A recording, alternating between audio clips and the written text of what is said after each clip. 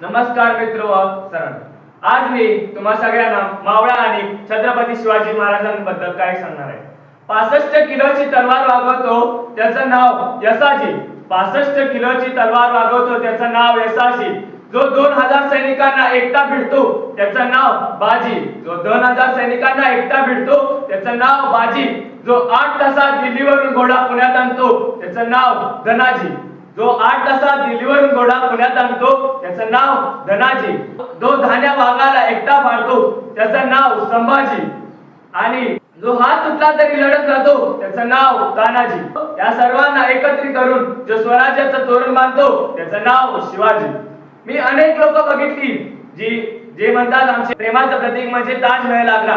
मी अनेक लोक बघितली जे बोलतात की प्रेमाचं प्रतीक म्हणजे ताजमहल आग्रा।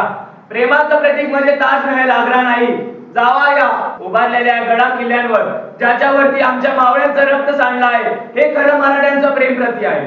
जे बंदुकीच्या दोरावरती आणि हत्याराच्या धारावरती, जे बंदुकीच्या दोरावरती आणि हत्याराच्या धारावरती जे माणसाला वाघासारखं जगा शिकवतात, माणसाला वाघासारखं जगा शिकवतात। मी फक्त एकच वाघ बघितला जे माणसाला वाघासारखं जगा शिकवणारा म्हणजे छत्रपती शिवाजी महाराज, ज्यांनी माणसांना वाघासारखं जगा शिकवले।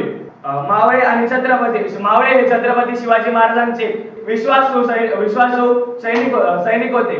छत्रपती शिवाजी महाराजांना सगळी माहिती आणून द्यायची जे बहिण आहे, जे लढाईमध्ये हात तुटला तरी लढत राहते त्याचे नाव तानाजी।